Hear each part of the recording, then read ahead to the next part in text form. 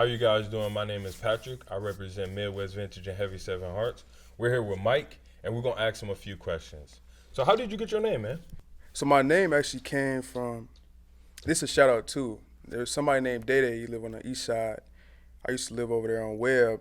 It's probably like 2000, maybe 11, 12. So I was maybe like 13, 14, 15 around the time. Going to East, and he used to say the word smooth all the time, smooth, smooth, smooth. And at the time, I was real heavy on Facebook. Like I used to be on Facebook heavy, like for to be honest, like for a rate, like getting hella likes, posting photos, getting hella likes. So I'm on that Facebook famous shit. And I'm constantly changing my name, constantly changing my name. I can't really remember what names I had at the time, but I had a bunch of different names. And then one day I just changed my shit to Mike Smooth. I was probably like 15, 16, and that shit stuck. Okay. And that was that. What was your upbringing like? Born and raised in Madison, Wisconsin. I lived on all type of sides. I lived on the east side, the north side, the south side. So I lived on every side of the city. My parents divorced when I was 3 years old. I grew up with my father. My other siblings, or a few of my other siblings, live with my mother. I see my mother every like 2 weeks, and then see my siblings every 2 weeks. So I would go over there next weekend. They'd come over here. Yep. So yeah, I grew up with my pops, man, and like I said, south side, west side, and that was pretty much that. Yeah. Okay. What inspired your first song? My first song. So I started music with these cats named the Young Vets, Okay. and that was Nico, Sam, Ray, Jose, and Josh. Oh yeah, also my nigga, damn, Rob, my nigga Rob. I ain't seen that nigga in a minute, bro. But we had a group called the Young Vets, man, the Young Veterinarians, and we was in a fucking closet recording this shit, bro. Set this shit up where it was like a weak ass, terrible ass mic. Set it up onto the fucking hangers. The crib was getting evicted, and we were just recording out that motherfucker. I was about, how old was I? I was maybe like 18. But my first song, I recorded that shit with this dude named King Sean, if you know who that is. I'm not familiar. Okay, so Yep. King Sean, I recorded with him, and he took me to this one studio, and it was like extremely high quality, bro. But I was in that motherfucker recording on Perplex and Pegasus by Ray Shrimmer, Jeez. and I'm just like sweating, stuttering over my words. Like it was terrible at the time, but it was a good experience. So Okay. yeah, those two things were kind of like when I first started. How has it been as an artist in Madison? Well, back in my artist days, like being like really rapping and posting videos, it was cool, man. I met a lot of like dope ass people, a lot of creative people, throwing shows and recording music. So it was a good experience. Obviously, you know, people always say, oh, there's not enough outlets or resources for creatives, and it's a lot of hate and this and that. And I guess you could say that. Some people say it's not a lot of support. I guess you could say that. But at the end of the day, I think it's all about your perspective and how you look at it. Like, you can look at it like, damn, ain't nobody viewing my music, ain't nobody sharing my shit. But then you also got to look back at it like, how did your cover look? How did your music video look? What's your marketing plan? How did your rollout look? When you go see your Instagram page, does your shit even look professional? So it's a lot of times where people are like blaming the city about not being a successful artist, when really you're unsuccessful because you look unsuccessful. And being an artist, whether you're a rapper, a musician, somebody on that pedestal, people want to pedestalize you. So if you look like a commoner, ain't nobody finna want to be like you. Yeah. People aspire to look like rappers. Why? Because they got the chains, the money, the cars, the women. They live in a lifestyle that they don't live, so they get when they listen to their music or when they view them or when they see them in person, they almost feel like they vicariously are living through them because they want to be that. So ultimately, you have to just have that image, man. And so my experience when I was an artist and rapper, it was a lot of fun. I had a lot of fun, made a lot of networks, met a lot of people. And that age, that time period It was dope. It was Priceless. dope. It was dope, bro. That shit really like positioned me into who I am right now, man. And I don't have a lot of those same connections anymore. A lot of those people I started off with and was rapping with and working with, some of those bridges were burnt. A lot of us aren't on the best of pages. Some of those people may even fucking hate me, right? Yeah. But I think that's all right because I still want to see all those people win. If I ever motherfucking, I guess you could say, did some foul shit, which I never intentionally did anything foul. But if I ever did anything foul, I apologize to those people. I want to see everybody win. I want to see the city fucking win. Even if we won't come together, I still want to see the city win, man. What artist influences your music or your style? When I first started, the artist that inspired me was Trapo. And I know a lot of people will say that. His sound was just super unique. He had like this indie, jazz, funk, rap, boom bap type shit. So when I first started, I was on some boom bap type shit. Yep. And not only did he inspire me like musically, but he also inspired me because I seen him selling out shows. I seen him selling out merch. I seen him traveling. Seen him with thousands of views. I seen him with a real fan base, a cult-like fan base. I seen him doing shit that was like what you would consider an actual celebrity shit. So when I seen that in my own city, a nigga I went to high school with, a nigga that lived a few blocks away from me, I'm like, hold on, this shit possible. And a lot of times people may not feel like certain shit is possible because they never actually physically seen it with their eyes. So the fact that I seen that shit really inspired me to really start rapping. So I say the person that inspired me to start rapping was Trapo, but also I went to high school with this girl named Olivia. We dated my senior year, and she was a creative, an amazing singer. She don't fuck with me no more, but it's all good. All love to her. An amazing singer, crazy painter. Her sister, crazy fashion designer, painter. Her boyfriend, this nigga name was Mike too. Black dude, short, skinny, cool as hell. He was a painter, so all of them was creatives. Her father, fucking photographer. So at the time, my senior year of high school, I wasn't on no creative shit. I wasn't making no clothes. I wasn't making no music, no nothing. And she was like, yeah, I'm not going to college after high school. Shit, I'm going to LA. I'm like, what the fuck? Like, I never, in my head, I'm going to college and I'm going to get my degree and get a good job. So she told me that. I'm like, damn, maybe that creative shit is possible, but it never really registered. So she was also a huge inspiration creatively for me as well. Okay. What do you think is setting back the Madison scene? Like for music, what's holding us back? For music, man, that's a good question. I think it's probably a few different things. I mean, the big thing is like, yeah, you could blame the outside world. There are a few problems with like people not wanting to fuck with local people because they're local, obviously. You can't pedestalize them. But I would say a major thing is what's holding a lot of people back is they don't look pedestalizable. Like, they don't look cool, right? They don't have that image. And I'm not saying go out and fucking spend a bag on designer. I ain't saying that either. But what I am saying is find your own style and become the best version of yourself. Invest money. A lot of times people aren't investing enough money into their shit. People are making covers themselves on PixArt. Like, that shit weak as fuck. I ain't gonna hold you. Like, I used to do the same thing too, so I understand it, right? But you gotta at least spend at least $50 on your cover, right? Go on, motherfucker. Here goes some free game right here.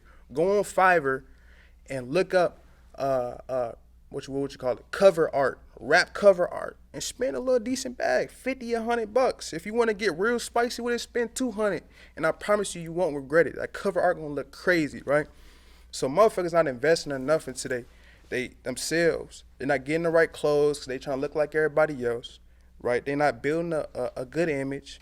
They not specifying they sound, right? You got to get dope ass visuals as well. You might have to spend $300, $400, $500 on the music video. And there are some I'm not gonna say no names, but there are some videographers out here that be running off with the bag. and that shit's fucked up, and you know who I'm talking about. But what I will say is, you might have to go to Chicago to take that trip to get a video done. Yep. You might have to go to Milwaukee to get that video done. So yeah, I say get y'all fucking image right, get y'all visuals right, get your sound right, and don't rush to release. Bro, I'm sitting on like songs I made 2 years ago, and this is some shit I made in LA when I went out there 2 years ago, and I'm sitting on that shit chilling because I want the right rollout for that shit. Yep. So a lot of times you gotta roll your shit out. Put your shit on TikTok, my nigga. Get your shit right, bruh. So Where do you see yourself in the next 2 years? that's a good ass question, man. I really don't know where I see myself in the next 2 years, but what I will say is just evolving, bro. Just leveling up. You know what I'm saying? I got 3 things I'm working on right now. I got Plus Euphoria, the clothing brand. I got Shop by Smooth, that's like my videos and my photos. And then I got Renaissance Records, which is the record label. And then actually my dog right here, Nico, he's recording on the camera right now, but he's the first artist that I'm managing. He hasn't released a single yet, but we're going to be releasing his first single in probably about a week or 2. It's going to be Star Ceiling, so look out for that. Nico, Nickoo, 2 O's. Remember that shit, Nico. I'm telling y'all, crazy artist, amazing artist. So those are the 3 things I'm working on. Plus Euphoria, Shot by Smooth, and Renaissance Records. Don't forget those 3 motherfucking names. In 2 years, them shit's gonna be even bigger. All right. Tell us a little more about your clothing brand and what it represents. Got you. So the clothing brand Plus Euphoria, man, I came up with that name because as a man, as a man in this world, I think oftentimes men, we think within our masculine energy. We move within our masculine energy. And masculine energy is structure. Masculine energy is order. It's logical, right? So it's not really too much feelings. So it's all about structuring and putting shit together, ideas. And all that shit is fire. But the biggest thing that I realized as a man is you want to build a kingdom, but you can't have no kingdom without no queen. You can't be no king without no queen. So the women, and I have sisters, I have a mother and a stepmother, and they've also always have brung a certain energy that I can't really get around a bunch of dudes. Yeah. You know what I'm saying? It's a different type of energy. It's like a soothing, nurturing, supportive energy. Sometimes you be so caught up in building shit, you may talk to your mom and she may just say, relax. You just feel that shit. You just feel that shit. So Plus Euphoria represents the euphoria that you get from women and the feminine energy. So that's why it's called Plus, because you can build euphoria, but in order to really feel that shit, that's where the women come into play, and they just add to it. So that's what the brand represents, man. It's just like feminine energy, and it's represented in many different ways. You know, it's spectrums when it comes to femininity. You know, you got attraction in so many different spectrums. You got seduction in so many different spectrums. You got love. You got sex in so many different spectrums. So I like to deal with all those different aspects that come with femininity as a brand. What inspires your fashion? That's a good ass question. I like that shit. Man, my fashion, it's a lot of inspirations, man. I fuck with people like A$AP Rocky, Tyler the Creator, Ian Connor, Virgil, Luca Sabat. Let me see. I know I'm missing a few other people. Even Trapo, he got his own style and always have. So I say my style is inspired by not like regular ass designers or rappers or artists, because I'm not saying I don't really fuck with those brands. I love like me some Gucci, some Louis Vuitton, and whoop the whoop. But I much rather find shit that's like really me. So I don't know, man. I like to be comfortable. I like to have a level of maturity as well. Sometimes I like to just look real like crazy and my sister said it one time, intrinsic. So I fuck with the silvers, like that's my shit. Silver, like silver surfing always, you feel me? Okay. I fuck with my shades. But yeah, other than that, man, I like to just be comfortable and just fly. So that's what inspired my shit. What is something about you most people don't know?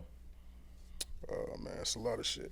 Like I've never actually a lot of people never even heard me talk like this. Like a lot of people don't really for real like know the dynamics and how I think.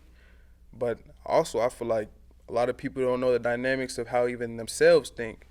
So what I think a lot of people don't know about me is that I got a son. I got a son, man.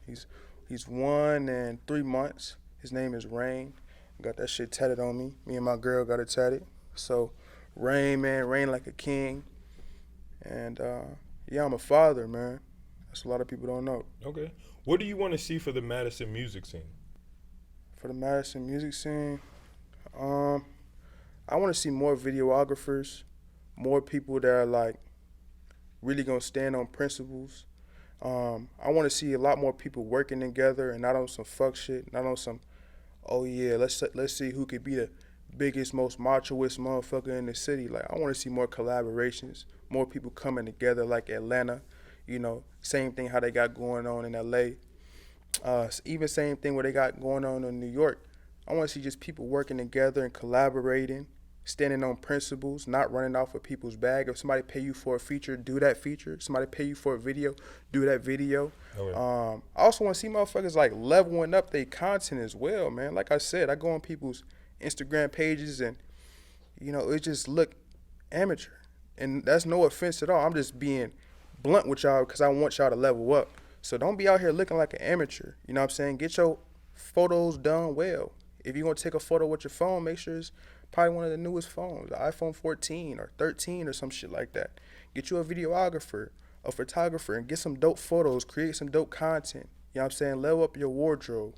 So I just want to see motherfuckers in the city leveling up, man, for real. Okay. Is there any projects or singles that we should be looking out for? I got a track named He Man. He Man, that shit go crazy. But in all honesty, I'm not really even like on some music type time. And like, if y'all looking for music from me, look out for Nico. You know what I'm saying? Nico the one he's the fucking celebrity when it comes to this rap shit right now. This my fucking boy. You know what I'm saying? So I'm putting my all into his music right now. My shit gonna come out probably 6 months from now, maybe even a year. You know what I'm saying? So when it comes to the music, look out for Nico, look out for Renaissance Records. Star Ceiling, that's the first fucking single, Star Ceiling. And we're gonna be releasing his first video soon called Dreaming. We just recorded that last night. And I actually made the video already, bro. That shit crazy. So y'all look out for that, man. So where can we find you out on the internet? Man, if y'all go on Instagram, bro, look up Mike Smooth Official, MikeSmoov, no E, SMOOV, Official, OFFICIAL. That's Instagram. You can find the brand Plus Euphoria on Instagram. I mean, you could find my music on all platforms, Mike Smooth, but don't even look me up. Look up Nico, NICKOO. First single gonna be releasing in 2 weeks, man. So find him and me. Yeah, it's like that. Thank you for coming in, man. I really appreciate it. My name is Patrick. I represent Midwest Vintage and Heavy 7 Hearts. You guys check us out on social media and all platforms. Thank you.